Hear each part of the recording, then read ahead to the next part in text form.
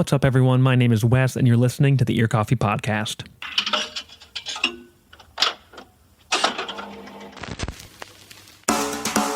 For today's episode, we welcome the prolific and mystical Larry Wish onto the show. Adam Wish-Werven, the man behind the decades-long adventure into sonic weirdness, stopped by our studio to chat about his latest release, Capricorn Sun. Playing the character of Composer Head, he dives deep into an astrological, navel-themed reflection of nursery rhymes, hymns, and clowns. Listen in as we trace a wandering and curious path that leads straight to the harbor and into the kaleidoscopic beyond. Without further ado, here's my interview with Larry Wish on the Ear Coffee Podcast. How are you doing today? Yes, indeed. I'm doing good. A little tired. We talked a little bit before this that I've got a 5-month-old at home, and the sleep, we could use some more sleep, but honestly, can't complain beyond that. That's good. And we also kind of touched on this before, but you also had your release show last night for the record that we're going to be talking about, so congrats on that. Thank you. We'll cross that bridge when we get there, as I keep on saying today. But yeah, that's just There's always very lots of exciting. bridges. So many bridges, more than you would expect for a city with no canals. We have mostly lakes. We'll cut that tangent. So before we get too far into things, just why don't you introduce yourself? Just give us a little bit of a summary of what Larry Wish is, of the music that you've made over the years, and just kind of we'll go from there. Awesome. Okay. Yes, my name is Adam Wish-Werven. It didn't always used to be Wish-Werven, but after kind of crafting this, Larry Wish project, I decided that I wanted to meld my, the name that was given to me at birth with this like chosen musical name. So at this point, it says on my social security card and driver's license, Adam Lawrence Larry Wish-Werven. So it's really important for me to be legally Larry Wish. Yeah, that's like the most important thing. Yeah. No, but Larry Wish started in 2009, a couple years after I had started making music under various other names, and it kind of got born out of deciding that I wanted to like really pursue electronic music. And since then, I've done a lot of kind of poppy electronic music. There's been some more like ambient or experimental tape loop and sample based material. There's been like prog rock with live musicians playing instruments. There has been hyper orchestral synth instrumental music with me pretending to play all of the instruments.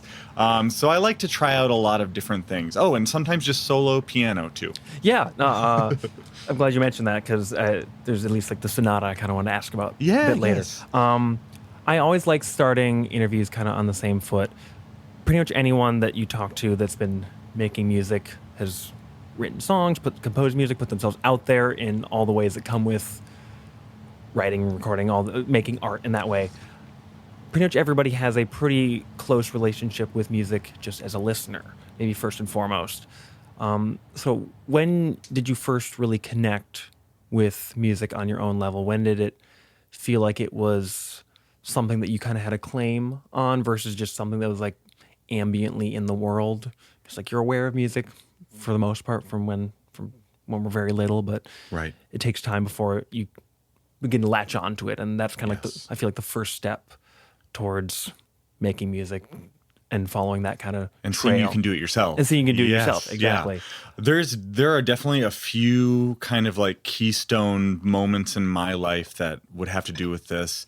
One of the main ones was being like 5 or 6 and hearing Weird Al for the first time, and then getting like obsessed with buying all of his tapes, like going to like Sam Specifically Goody's. the tapes. Yeah, like because my parents had given me like a Fisher Price tape player, so that was like it was like a children's toy. It would still play, but it would tapes. play tapes. Yeah. Bring that back. Yeah, What? That's it's wild. really cool. I'm sure that people could circuit bend it and like make all sorts of like Yeah. really cool sounds with it, but it was also very practical. So I got really obsessed with Weird Al and trying to like collect all of his albums on tape, which is like very much a theme for the rest of my musical listenership, is just getting really obsessed with a style of music or a particular artist or band, and then really wanting to like consume everything that they've ever done. The next one was finding out that the Beatles existed. That's a big one, yeah. Yes, yeah. Hearing like probably one or two Beatles songs on the radio, like riding around with my dad, and then subsequently like asking him if every single song on the radio is the Beatles, and just like really wanting to know like which songs are Beatles songs. And then finally, like when I was, I think 10 or 11, he gave me some mixtapes that his friend had made for him that kind of like spanned the Beatles' career in like 200 minutes of music on tape or something. Like going in like the solo careers and everything, or just like not solo careers, okay. just like Please Please Me through Let It Be. Okay, just yeah. like kind of which like, is still, there's a lot going on there. yes, yeah. But I stayed up like all night pacing back and forth in my room, just like consuming Beatles music, and that was really an important moment where I was like, oh, I want to do this. I want to do what they're doing. I want to make music that like has a trajectory and that sounds different from how it did before. That's really exciting to me when artists like, they start out sounding like X and then they like progress and pursue different things in their careers and end up sounding like totally different from where they began. Yeah, that's fantastic. I always relate to the Beatles love. I had a very similar, like, maybe just it was slightly different just because it was via iPod, like versus the radio. Even just like, here's an iPod Touch with CD rips of all the Beatles albums, and being like, what's going on here? Yeah. Beyond kind of just really connecting with the Beatles and whatnot, and that realization that was something you wanted to do, what drew you into the actual act of starting to make music or write songs? And what do you remember, if anything, about those first songs that you wrote? As unmemorable as they may be, or as reluctant as some folks are to kind of think about their first songs, just like, that's fair. But yeah. What do you remember fair. about I don't those? mind at all, though. For this, I'll even like walk it back probably quite a bit to when I was 3 years old. My parents gave me a little drum. It was like a little toy Fisher-Price drum. Yeah. And I really enjoyed hitting it. And it was a very instantaneous thing where it was like, this is something that I want to do. And this is like an instrument that I want to play for real. And it became like definitely an obsession, and honestly my first learned instrument later on in life. At the same time, when I was 3, I had like a clown music box that played Send in the Clowns. Oh, okay. And it was something that was very haunting to me at 3, because the music made me feel really good and really happy, and it made me feel really sad at the same time. And at that age, I really didn't understand how both things could be felt at the same time. And I remember it being really frustrating and complicated feeling, and to the point where, like, when I was 4 or 5, I broke that music box with a hammer because I was because I just could not handle the way that it made me feel and how like confusing and frustrating that was. But right there, that like planted a seed like deep within me that I wanted to always pursue that feeling, and that feeling of like multiple emotions at once, and certainly like happiness and sadness at Almost once, like conflicting. a bittersweet kind of like conflict. That is a feeling that I have always wanted to pursue in making music of my own. When I started trying to make music on my own, like after kind of being in teenage bands with people and messing around and like recording on FL Studio and stuff like that, I tried to write my own song. I think it was like at age 16. And a bandmate helped me out with kind of the production, because I didn't really understand how to like record things at that point, but I understood how to sing, and I tried to write some lyrics and wrote some lyrics, whatever they may be. I don't remember at this point, but I remember feeling very proud and also feeling like, this isn't enough though. This is just a step, and I want to like climb the entire staircase. Yeah. What do you think was at the top of the staircase from that vantage point? Like from like 16, 17? I don't know what I imagined at that time would be up there, but Wanted to find out? I wanted to find out, and I knew that the kind of like emotional complexity that I was reaching for was there, and I think that I knew that like it would only be obtained like through living life and through time, and that it's not like an instant very thing. wise for a teenager. Realize like, things will come as the passage of the day. You're like, Right. usually like I want to write a great song now. Right. I think I've been. I mean, I can be as impatient as anyone, but I think I've also been blessed with the kind of having that giving space to patience, and I'm like a Capricorn sun and moon, and that might be something to do with it. Just kind of like I can be here, I can sit with this, and I can wait. Okay, yeah, that's. I should have done my astrology research beyond just like noticing like beyond just the title of the new record, obviously, but just like the recurrence of Capricorns. I'm like, if you're not a Capricorn, I don't know what's going on here, but that'll still be an interesting thing to talk about. Yes. When did you first kind of start connecting with the musical communities that have been your home since these projects have all begun, since you've been releasing music, whether that's just like locally, whether that's kind of the internet communities through like labels and just, the things that the web has afforded us as far as connecting with like-minded listeners, and even just like the people that you've created music with, whether it's like bandmates or other collaborators. Like, when did those start to form?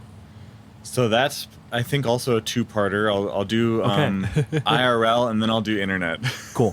And definitely like kind of like the fostering of like wanting to be part of like a physical music community started when I went to Perpich in 2007, which for anyone that doesn't know, that's like an arts high school in Golden Valley here in the Twin Cities. And it's there that I met a lot of friends, and where I truly met like my people that, I think we're all here to like kind of do the same thing and work together on making this music. But it's there where I started to make music with like, at this point, longtime collaborators, meeting lots of new people that would like resurface throughout the next decade in the music community here in the Twin Cities. And so right after graduating high school, I started playing shows, locally in Minneapolis and St. Paul, and like some of the suburbs too, but mostly just like within the city.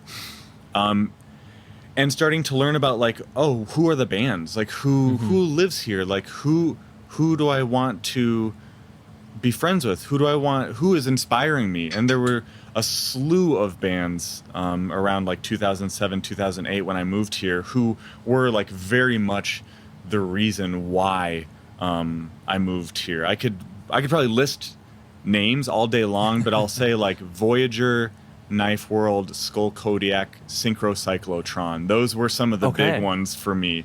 And all of like very like experimental and like proggy, goofy weirdos.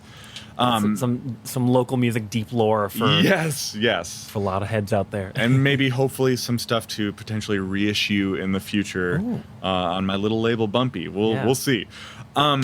So that started me playing a lot of shows around town very consistently with different bands, with like my project, which was at the time called Mango Sleeves, and with a band called Abchad Nakors, who were still a band now, and that's kind of equally just as wide-ranging in the things that we have tried as my own Larry Wish stuff. And so for the next decade, it was very much like playing shows all the time, meeting people, making connections, and fostering community, which we have loads and loads of here. I feel like whenever people come to town, they remark on how like supportive the Twin Cities music community looks from like their vantage point. And I always have to agree. I feel like it's nothing but like love and support around here. I guess a lot of other scenes or some other scenes might have like competition, or there's stuff like that I don't really feel around here. Yeah. Which I feel like we've got such a good thing going for sure. Yeah. Someone I don't remember who, but remarked the other day that Minneapolis is the biggest small town. Yes. And especially if you are in the music community, it's just like everybody knows each other, Yes. even if you're making completely disparate kinds of music, Right. aren't playing shows together. Be like, oh, I played a show with this band, and that's they make music with this person, or Yes. we've know a friend of a friend. It's like it's so interwoven. Yes. And all of it will end up on probably the Undercurrents YouTube page, which if anyone Absolutely. doesn't know, that's kind of like some folks that document the music scene Yeah, around that's here. And the you'll greatest scene archive I've ever Yes, encountered. Yes. Yeah, it is deep and it is wide. For part two of that question way back when, I started really connecting with like the electronic and experimental music community at large by finding out about different labels on the internet and reaching out to people. Labels like Orange Milk Records, who just put out Capricorn Sun, and who had put out a couple of tapes of mine back in like 2014 and 15. Houseu Mountain from Chicago, OSR Tapes, who was out of Brooklyn. Just a lot of wonderful, like, beautiful people all working together over the internet to create like the electronic and experimental weirdo music scene. Where Yeah. it's like, where are my people? If they're not like directly around me, there's always going to be people who are, a few states over or a few countries over who you Yeah. can also connect with. Especially over, I feel like, a love of tapes. Yes. Like more so than other physical media. I don't know. What the People grammar get is. obsessed. People get really like. Yeah. And a friend took me to like a vaporwave festival last year, and like I've never seen so many people that love tapes all in one place. Not that vaporwave is the only community where people are fond of tapes. That's obviously transcended most genres and time zones and countries, but But they love 'em. They really love tapes. I was like, I've Yes. never seen so many tapes for sale, and I worked at a record store. It's like it's astounding. I love nice. it. Cool.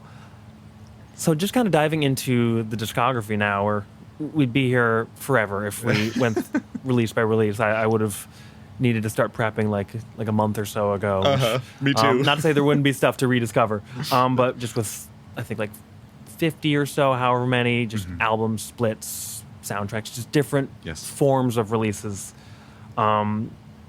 What feelings and sounds have you been drawn to as a musician, as a songwriter? Like you mentioned, especially just wanting to have a trajectory and Right. have that evolve. Right. So how has that also changed in your eyes over the past like 15 years? Like the things you have been drawn to when you're like, I want to make something that sounds like this or evokes this feeling. Right. I feel like probably early on there was like a fondness of like anxiety as a feeling and kind of wanting to pursue that. Yeah. And anxiety and like depression, because as somebody who has like struggled with that in their life, I feel like when I was making music that kind of represented those feelings to me, I was looking around and I was seeing a lot of people kind of in like the early 2010s. There were a lot of people like writing songs about like going to the beach and and being like really chill, and I was like, I don't feel that way at all. I don't feel chill at all. I'm like really not a very chill. Well, I just said like I'm very calm and patient, but I don't know. I'm also like not an extremely chill person. Those things can mutually exist. Yes, I think. yeah, we're all multidimensional beings. But that's the kind of music that I wanted to make at that time, because I was like, no, I feel the opposite. I really want to make the opposite, and I want to kind of like channel those feelings into whatever like weird prog rock I'm making at the time.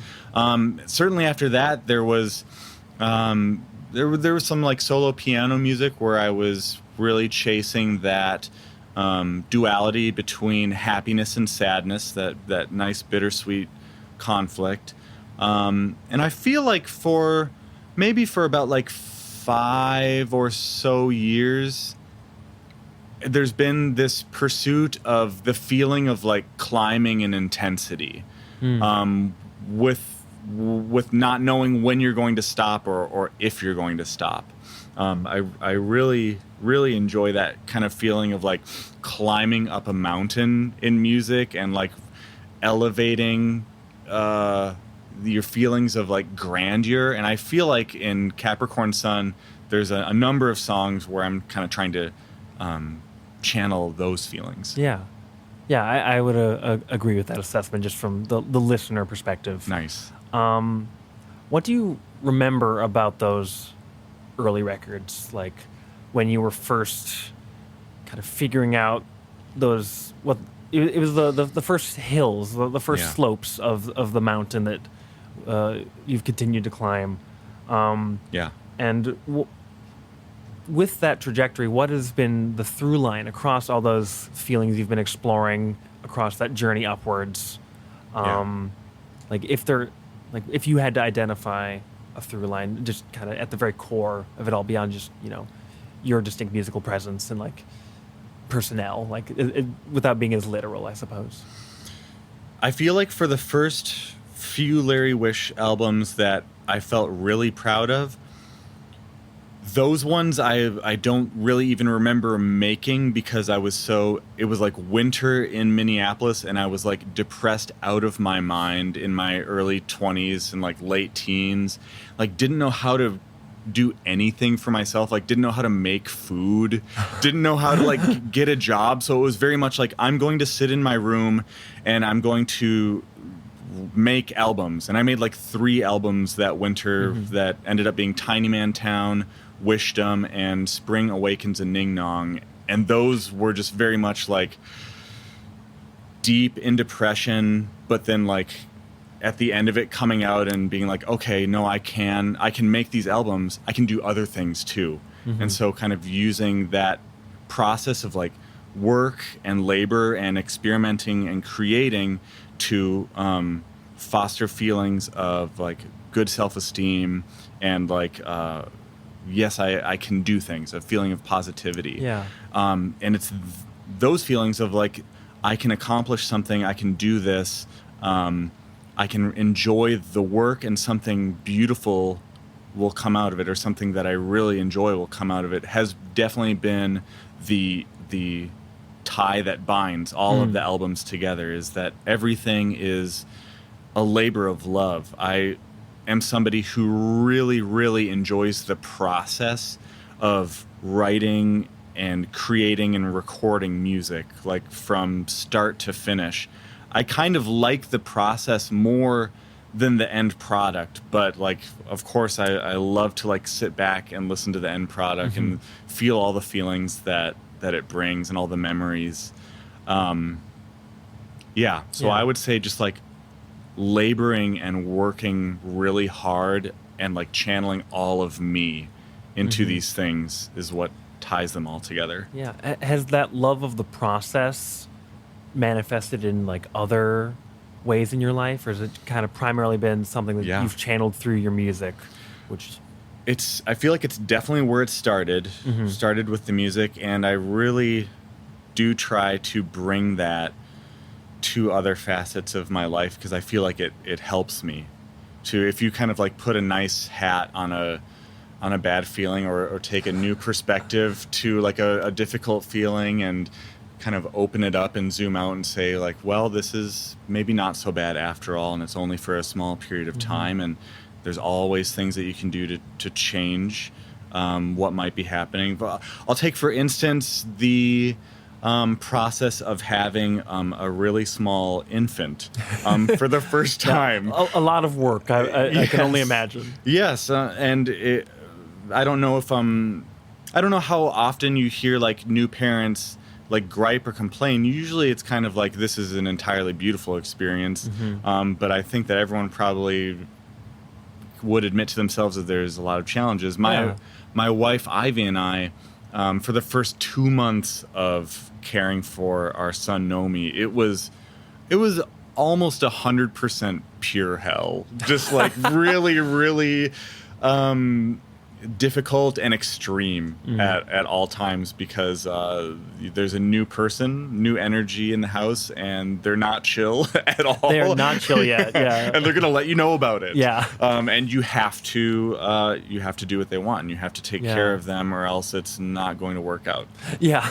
It's a pretty easy binary to identify, at least. It's like, well, we are beholden to your beck and call. Yes. And if we don't then there's some questions being raised. Yes. So there was with that very much a like, this is a really difficult and arduous process, and I have to zoom out and know that it won't last forever, and I have to love being in it, or else or else I'm not going to have a good time. Yeah, that's, I think, very true. Mm-hmm.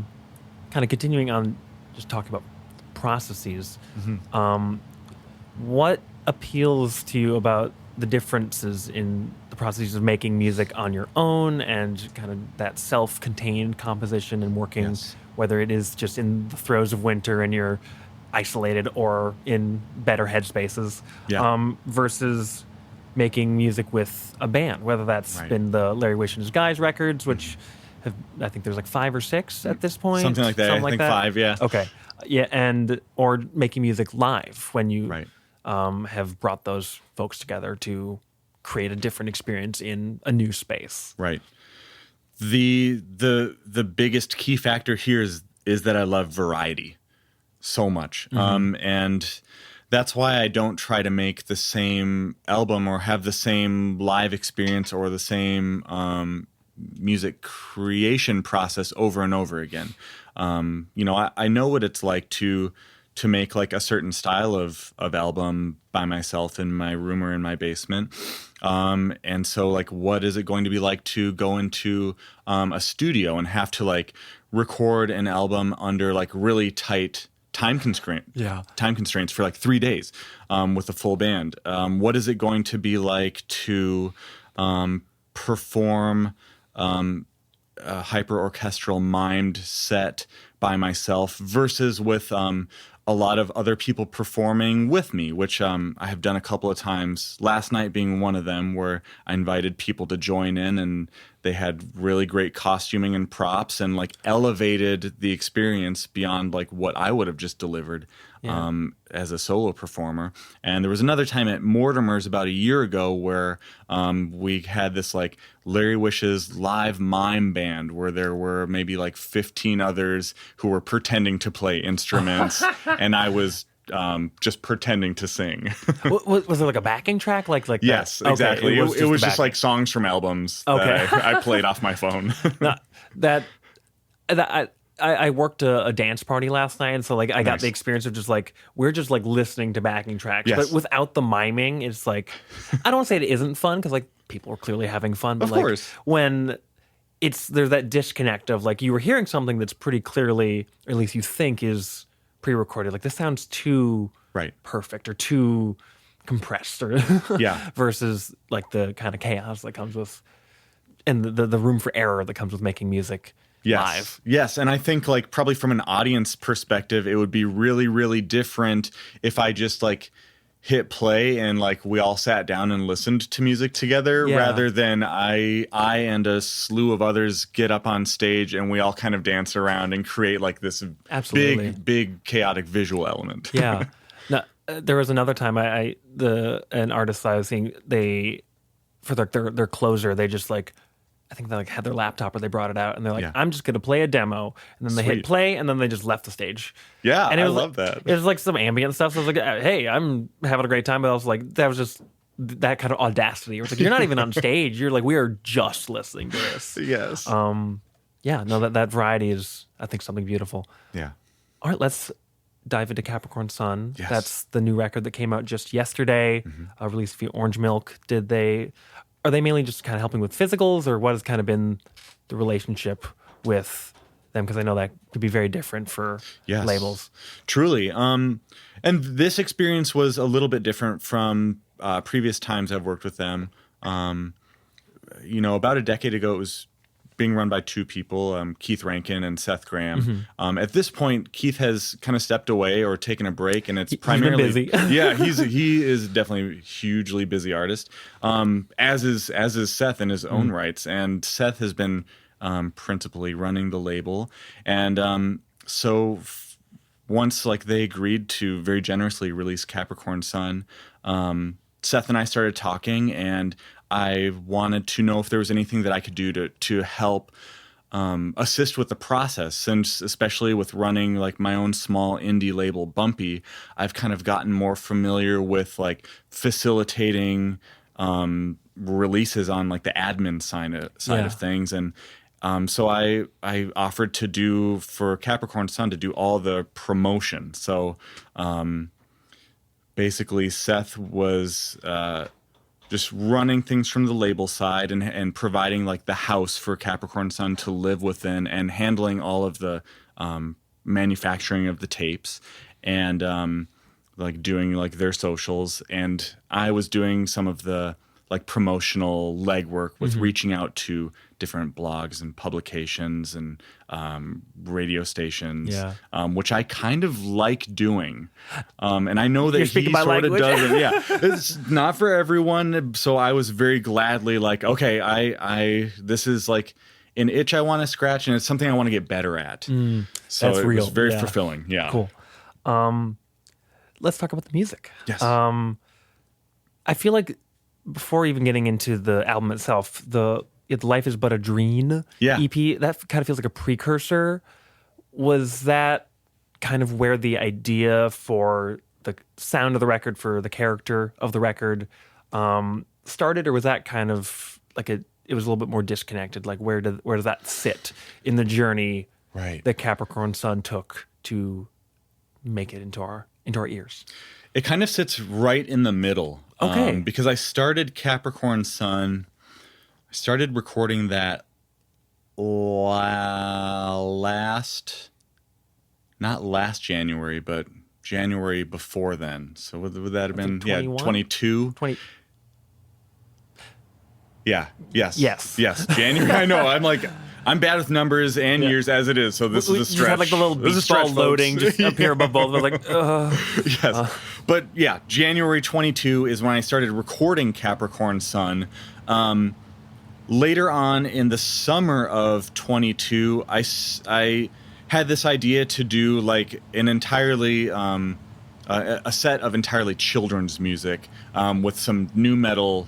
Existing new metal interludes, and performed a few of these shows with another wonderful artist from here named Soubrette, Nell Anderson, who's now out in California, but she very graciously helped me perform these sets, and it was very chaotic and really fun to do.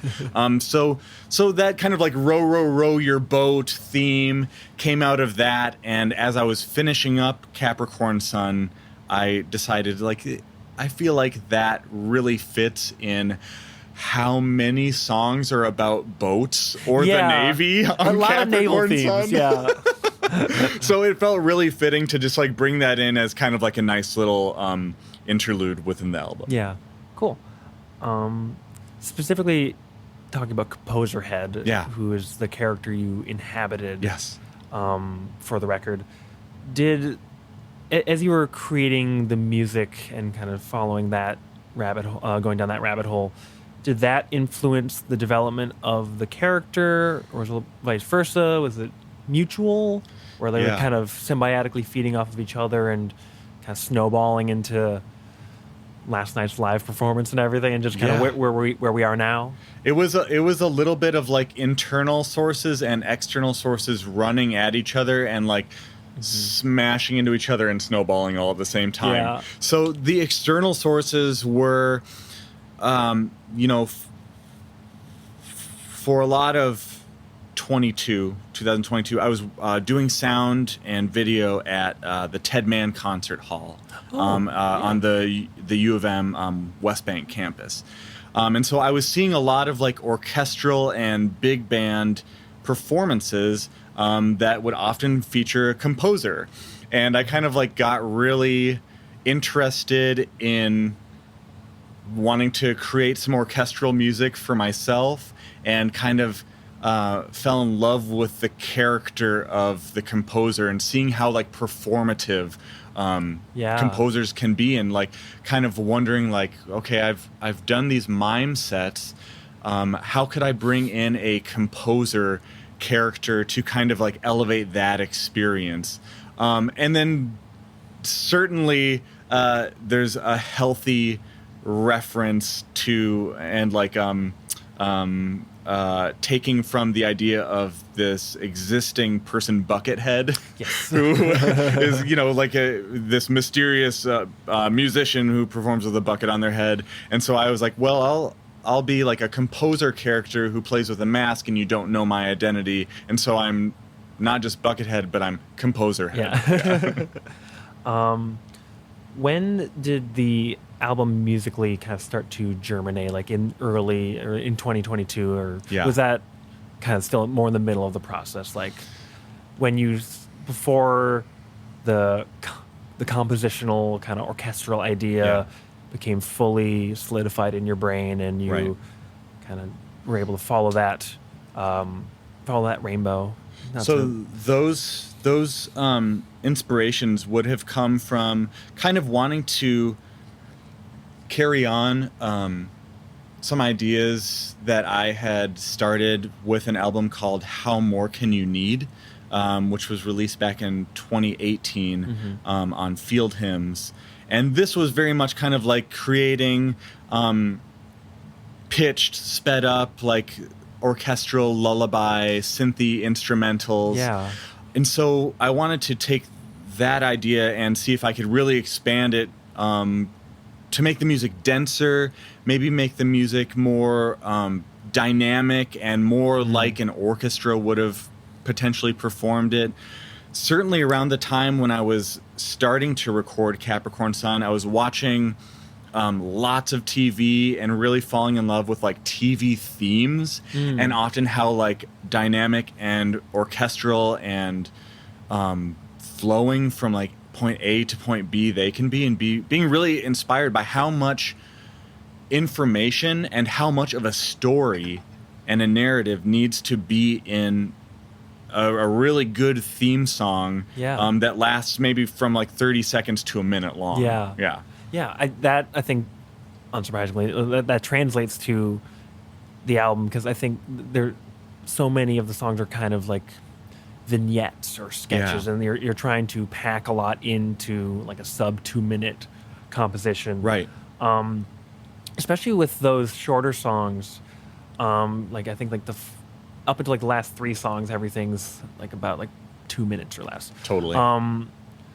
What was that songwriting process like when you were actually like sitting in front with like a keyboard trying to come up with like chord progressions or sonic ideas? Right. Because it's like kind of like a funhouse, just very absurd theatrical album. And I think the vignette, kind of like the shorter song approach, kind of just keeps you on your toes up until you can kind of settle in for like the last few songs where it kind of takes a different direction. Yes. But yeah, just want to ask specifically about those little sketches. Totally. So those usually started with me just like sitting at my synth and my like DAW setup, kind of coming up with a note progression or a chord progression, and just like writing that down and getting the like wireframe or like skeleton of a song, and then recording that kind of like bare bones track, and then seeing how I can fill it in,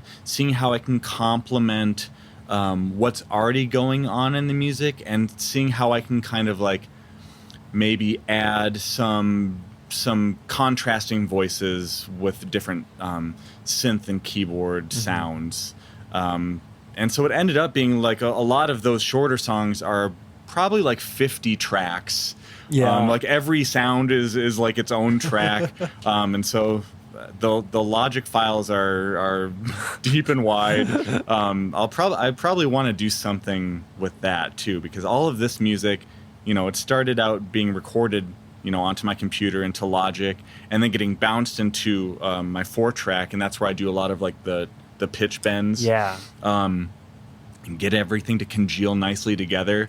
But I feel like I want to maybe do something where there's like a little like behind the scenes videos, or maybe just like release really stripped down versions of the songs. I want to see what else I can do with this album, in terms of like what other embodiments can it have besides its kind of like quote unquote final version that we hear now? Yeah, yeah. You mentioned it. It's very deep and wide. There's a lot of density from Yeah. which you can extract different things and Yes. explore different things. What inspired you to revisit "Send in the Clowns" specifically? Because clearly there's a history Right. with that song, and also with the hymn that kind of segues between like the Yes. more like I'm gonna use this word again, the more like kind of like funhouse, just Right. very absurd portion of the record, and the I don't really have a word to describe it because the rest of the record is still very different. But like that, the last two songs, they're Yeah, kind of they're more transition- patient. a little Yeah. bit more patient, Yeah. like without losing that still like that sense that the record has. But yeah, what inspired you to revisit or visit those specific reinterpretations where Yes. those weren't just your own creations, your own Right. compositions? Yeah. It's like, why would I didn't just choose them for no reason. That'd be interesting though, just to kind of like, here, I'm going to spend a lot of time making a cover or like an arrangement of this random song that I have no connection to. Yeah, Which maybe that happens. yeah, I'm sure people do that. Like even like the first time I heard the Eternal Father arrangement, I didn't connect the dots that it actually was like based on a hymn. I was like, Yeah. This sounds really familiar. This is it unsurprisingly sounds like a hymnal. It sounds like, Yes. and I was like, oh, that's just like an interesting music. Oh, it not only is following that, it is that. Like Yes. it is an arrangement, an interpretation of that. Right. So with Send in the Clowns, that comes from that music box that Yeah. I had as a little child, and kind of wanting to put a bit of my own life into this album, and having like my intro to music be the intro to the album. Yeah. And you know, I went online and I found the actual music box. There's Oh. a YouTube video of the music box playing, and then I transcribed that note for note. And so that music box is, you know, the way that that somehow a clown is born, parenthetical, outside my window, lol. Yeah. The way that starts is like very much how the music box that I had as a child played. And then with Eternal Father, Strong to Save, that one, I really wanted to cover that song, make a version of it after hearing it played at my grandfather's funeral a couple of years back. He was in the Navy, and I know I had heard this song before, but I'd completely forgotten about it. And hearing it in that context, like celebrating his life and just like all the feelings of happiness and sadness together, I knew that I had to like honor that song, honor him, and honor the blend of those feelings by creating my own version of this song. Yeah, I think that's something that hymns capture especially Yeah. well, the kind of weird melting together of like worship and joy and Yeah. and sorrow. Yeah, and that's what they're supposed to do. Yeah, And and they're supposed to bring people together, make you feel uplifted, but also have that kind of sorrowful reverence. yeah, reverence is a good word for it, not just reverence. They kind of got that one. The churches and the religious leaders figured that one out. They got something right at least. Yeah, so now I kind of want to talk about the last two songs. Yeah. Obviously, Know Me, that is Yes. I'm sure a very personal song dedicated to your 5-month-old. Yes. What was it like creating a song for a person that lived in your house? Kind of like in that way, like Right. just like this inspiration, this fountain of stress and joy that is a child. This one was really specifically it's a gift to him, and it was written and recorded before he was born. So I didn't know this person yet, but I kind of like had an idea of their energy, and like had an idea of what they might look like as a baby, because Ivy had drawn a little picture of a baby that she used for the baby shower invites, and like really amazingly, like he looks like that drawing. Oh, wow. It's pretty astounding. So when I was writing that, I wanted to make a gift for this person who we're going to usher into the world, and help guide. And I wanted to make it something that it was very soothing and a lullaby that maybe they might like to listen to at some point and feel soothed and calmed and supported by. And also, the song itself is kind of this little journey that I imagine him taking, where there's this kind of like beautiful lightness, and then it goes into kind of like a more adventurous section, a little more upbeat, and then kind of like a little cloud of darkness, which we all have monsters. Children's stories often have monsters that are vanquished or overcome, and I wanted to kind of put that element within this little adventuresome lullaby for Nomi. Yeah. Specifically, like you talking about like kind of the idea of like this storybook progression. I think I'm gonna jump ahead because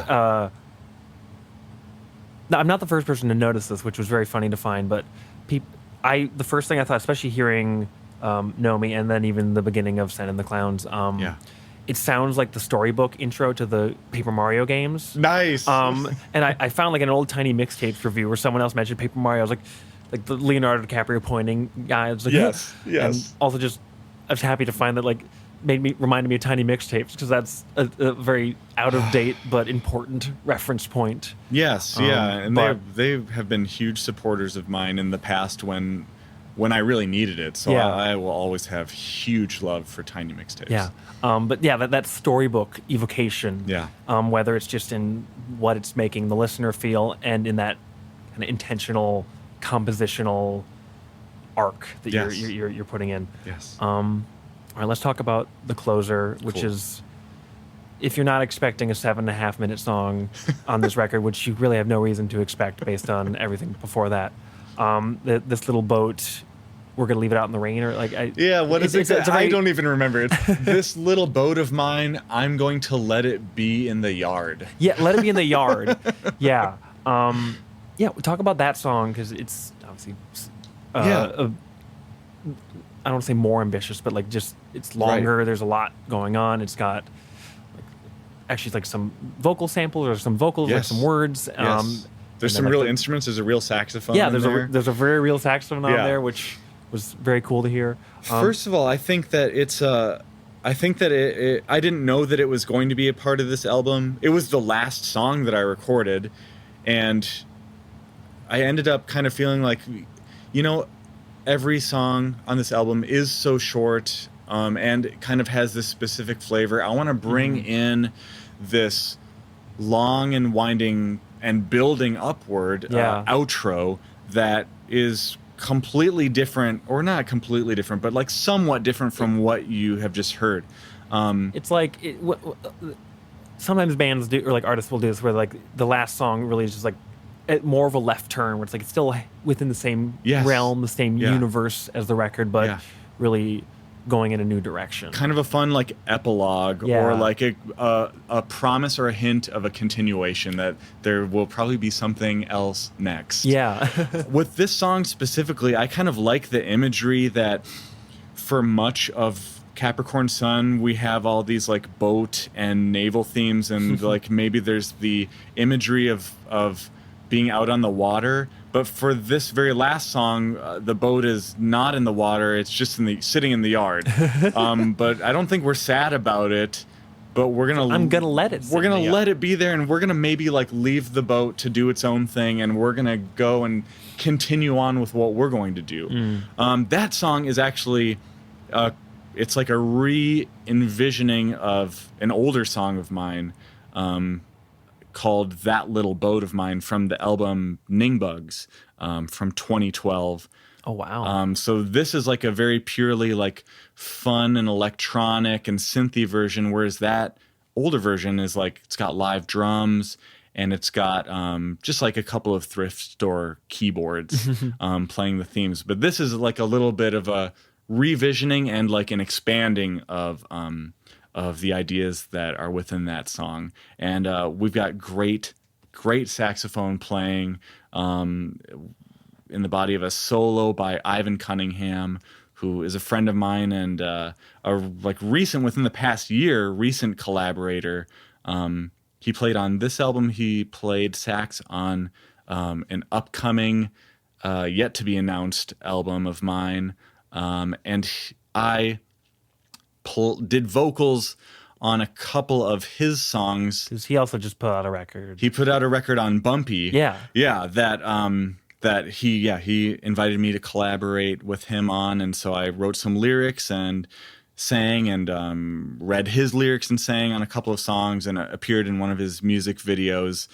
So that's been a really fun new friendship and musical collaborative experience that I'm really thankful for. Yeah, no, I saw Ivan play with Marvelous, I think, Yes. like a few months ago. Awesome. And as a sax player myself, it's just like, oh, that is some fantastic sax playing. Yes. So always love to hear the dulcet tones of the alto and the tenor. Heck yeah. Last kind of thing, wrapping up on the record, I think you had posted something kind of talking about some of your reference points and inspirations beyond kind of more thematic and internal investigations, but Yeah. you mentioned specifically Wendy Carlos Yes. and The Residents. Yes. And just as a big fan of both of them, I wanted to hear kind of where your mind was going with their music and how that was lending itself to your process and the art you were making with this record and just going forward. Right. Well, these artists, and specifically, like I'll include Delia Derbyshire because she's as equally as important Okay. to like the inspiration of this album as Wendy Carlos and The Residents. But Yeah. all of those artists are these like amazing electronic music pioneers that I don't think I would be doing what I'm doing, and probably many others would not be doing what they're doing if they hadn't done it first, or at least kind of been part of that energy of people who were really experimenting with synths, creating synths, creating like Especially with tape-based- Delia and Wendy, Yes. Trying to find new sounds, new colors, new textures, new poetry. All of those people are just such innovators that I just want to acknowledge them and like thank them for everything that they have done for not just electronic music, but like music and art in general. Yeah. No, definitely check out all of their work. Delia Derbyshire was the artist or the one I had not heard of before, so I at least am looking forward to investigating further. But definitely check out all three of those Yes. artists, all you listeners at home. Yeah. And her band White Noise. I'll sneak that one in. Oh, yeah. That's she's like in White her and Noise. two others. Okay. She's in White Noise. Yeah. That and Electric Storm. Yeah. Amazing album. that from like the 60s? I believe so. Yeah. I think late 60s. Yeah. Yeah. Okay. Now I'm starting to connect the dots. Cool. Yes. Fantastic. Yeah. So as we kind of move on, Capricorn Sun is out now. You can buy tapes online. You can buy it digitally. Find it wherever you find your music. So definitely give it a listen. It's a wonderful up and down roller coaster experience, and hopefully now that you've heard us talk about it for like 25 minutes, you're game. But yeah, there are a couple other just mysterious odds and ends Yes. from your vast catalog I wanted to talk about. Just let's talk about Bumpy just for a little bit, Cool. because that's just another kind of muscle, another facet Yes. of the work you're doing. Because you're not just self-releasing your own music, you're working with bands like Shrimp Olympics, Oyster World, Yeah. Miami Dolphins, a few others that are at least newer to me. What has that community and like fostering that been like? How has that kind of worked and existed in parallel and in coexistence with the music you make and the music you release? It's felt really good, and it came about for a couple of reasons. The first reason is is, I'll admit, like a selfish reason. I don't think it's a bad thing to be selfish necessarily, but like I found myself around like 2017, 2018, really out of stock with some of my older albums, and really wanting to create like fresh reissues with updated artwork, mastered audio, because a lot of those older albums I never kind of like brought them through that process. And in going to school at MCTC, I just learned a lot more about kind of like all levels of like audio production. So I was like, I think I can try my hand at mastering at least some of my own material. So I really wanted to create like an imprint or an indie label for myself to continuously like, you know, release music of my own on, whether that be new albums or reissues of older albums, which they will keep coming for years and years, I'm sure. And then also, I really wanted to kind of take that idea of like fostering a community and giving back, and I wanted to pay forward what so many, you know, other indie labels had provided me with. You know, labels like Moonglyph and Orange Milk back in the 2010s, like they really gave me a huge leg up and a huge boost of confidence and like much needed support in times where I was like, I'm really struggling as an artist. I don't know if anyone cares. Like, I don't know if like the live shows are fun or no one's coming out. I felt like so like conflicted, and they really like raised me up at much needed points of time. And so with Bumpy, like I really want to pay that forward to other beautiful artists. We have so many amazing artists in the Twin Cities and then all over the world too. There's been releases from, you know, the Suko and Modus one was a collaboration between somebody living in Spain, somebody living in LA. We've had Greg Haydam from Baltimore. And so, yeah, again, I just really want to pay it forward and really help out other amazing artists with their work. And I want to do all the legwork for them, do all of the like promotional stuff, do all of the like social media and marketing, do all of the manufacturing of any physical goods. And like mostly it comes out of my own pocket, and I'm happy to do that. Yeah. Unless anyone out there wants to like give me a grant or give me any money, no. As soon as you start getting into like labels, like especially indie labels, is like you realize, oh yeah, there's not a whole lot of profit in this, and so if people are going in with that mindset, they're going to have a pretty sore time. It's got to be a labor of love. Exactly. Yeah. And everything costs a lot of money. DistroKid reminds me of that almost every year and every month when there's some like residual fees occurring. Thanks for the fees, guys.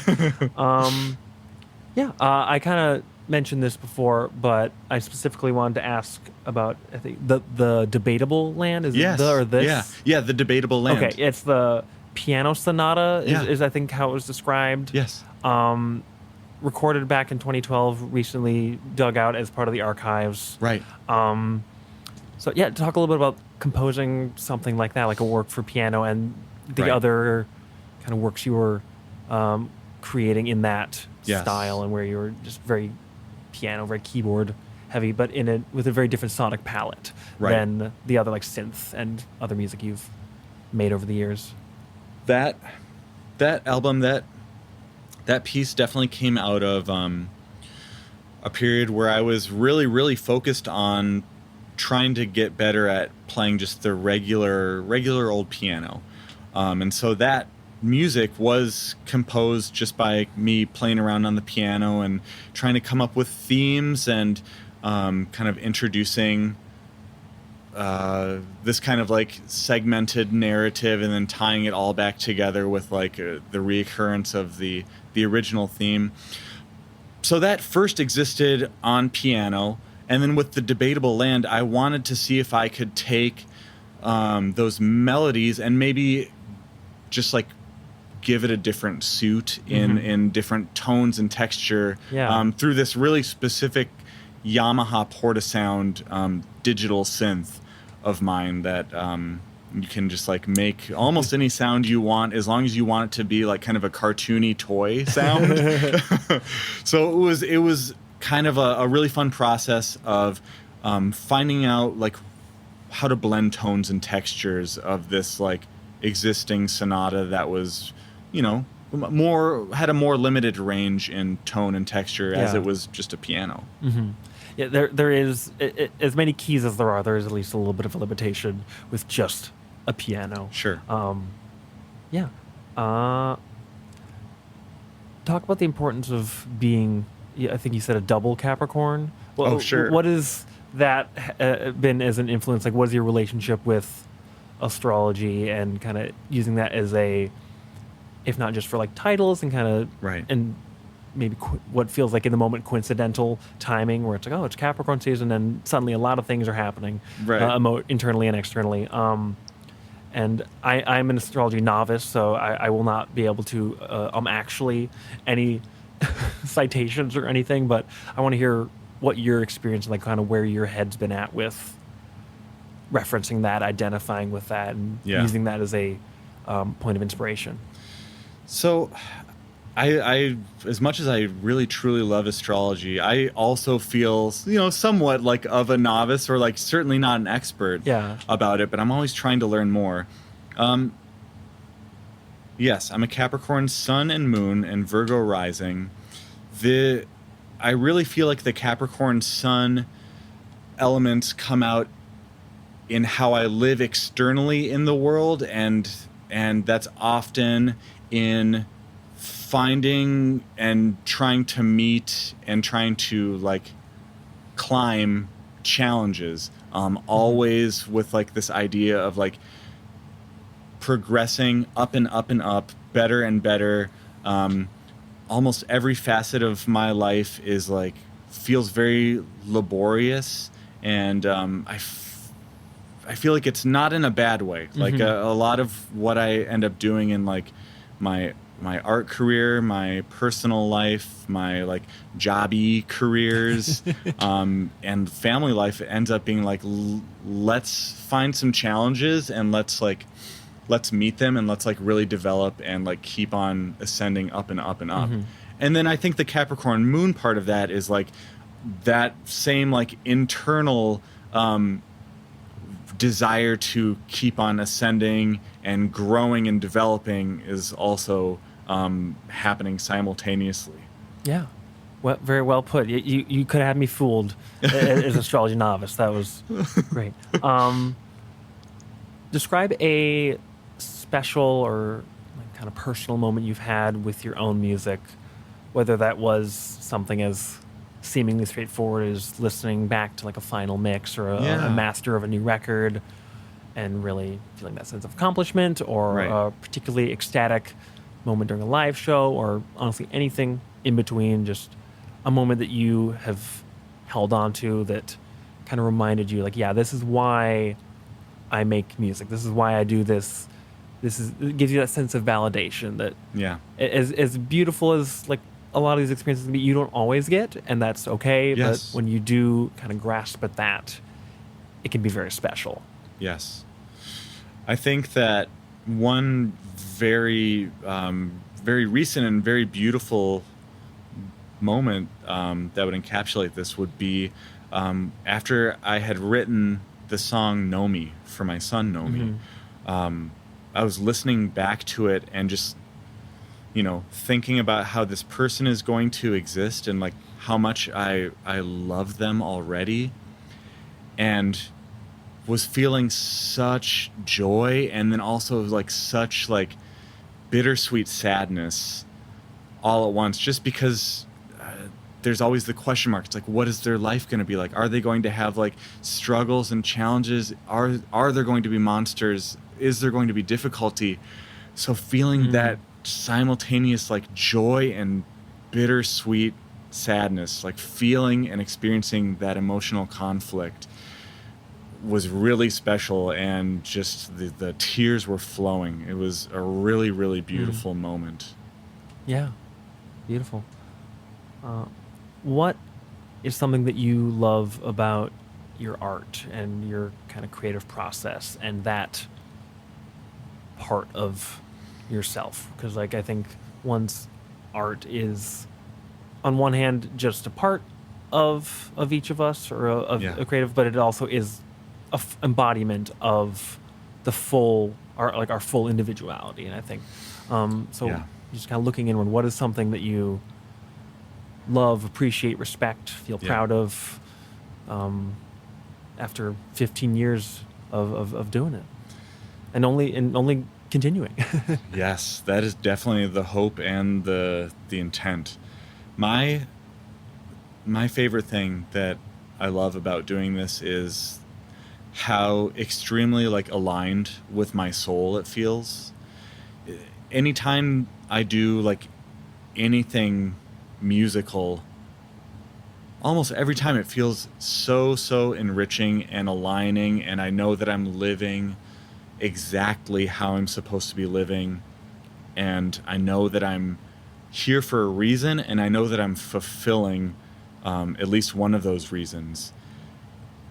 On a similar note, I feel like whenever I am performing or sharing my music with others, I very often get a lot of really lovely compliments and praise and feedback from people, just letting me know how surprised and elated they were, how it made them feel such like joy and glee. And I know I'm here to like pursue my like musical abilities and things at all costs, and I know that I'm also here to help people and to make people feel good, and to raise in my own small way the positivity of the world, and just kind of try to do my part in that way. And so those are two really amazing things that just make me feel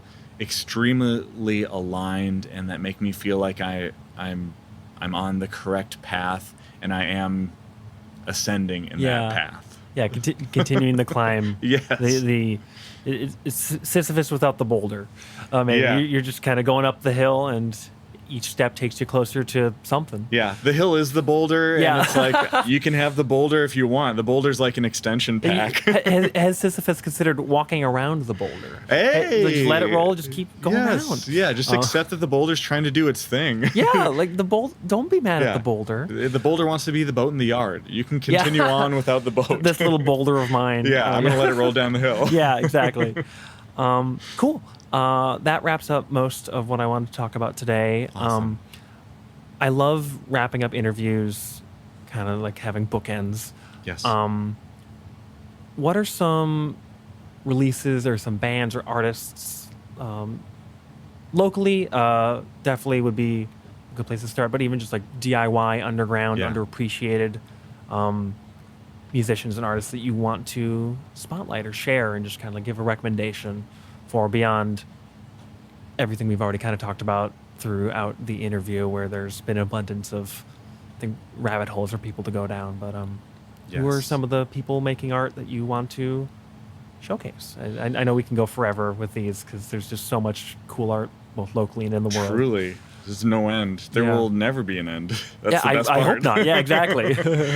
I think some things that I'm really excited about is that I've heard rumblings that fantastic new band Egg Girl Girl Yeah. have just, I believe, completed their first album, or they're in the process of doing Okay. so. So really excited to hear that. I'm Yeah. a huge egghead. I hope we can get that Yeah, popularized. get that trending. Yeah.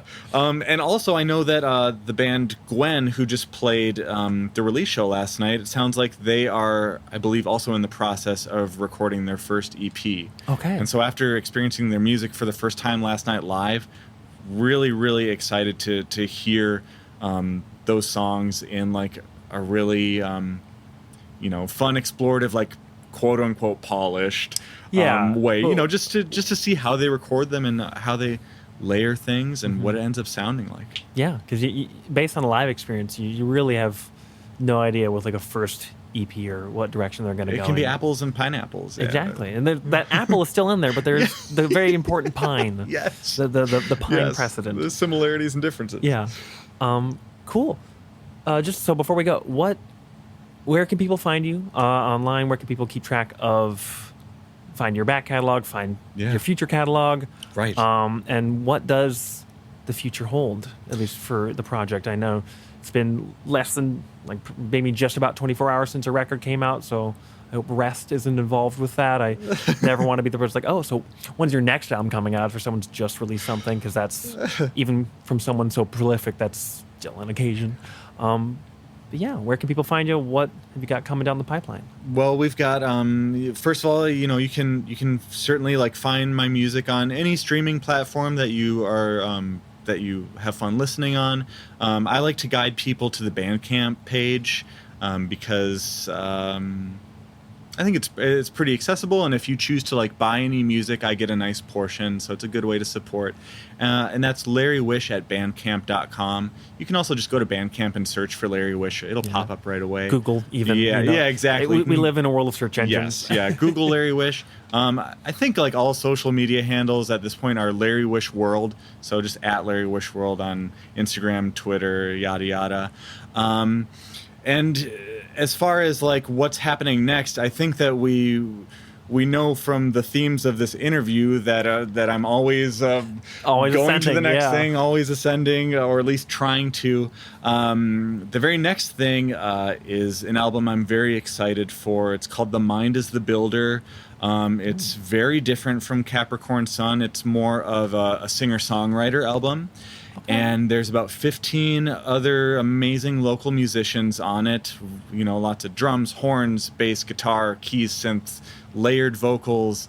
And it's also going to be the very first Larry Wish vinyl record. Ooh. So I'm expecting those in the mail kind of like in the next, I don't know, like it's very soon. We'll say you very never soon. really Yeah. know. You get the estimated date of arrival, and then Yes. it passes, and then you don't know, but then it does come. Yeah, Cool. I've been assured it's soon, so I'm Yes. going to trust. I'm Yeah. going to trust the manufacturers. I'm also very excited about bringing back my full band, which was previously called Larry Wish and His Guys. Moving forward, it's probably just going to be called Larry Wish. Although if people on flyers and on bills, if you want to kind of say that it's different than Larry Wish Solo in a way, you have fun with that. Yeah. I won't stop you. There's already been some pretty silly ideas thrown at me. Cool. I think we've spent a good amount of time in this basement. Thank you so much for talking, Adam. I really appreciated it. Check out Capricorn Sun, available wherever. And thanks again. Awesome. Thank you, Wes. Thanks again for having me. The Ear Coffee Podcast is a companion to the blog of the same name. If you like this episode, please leave us a rate and review so we can stand out among the other music podcasts. You can follow us at Twitter, Facebook, and Instagram at Ear Coffee. Thank you for listening, and we'll see you next time.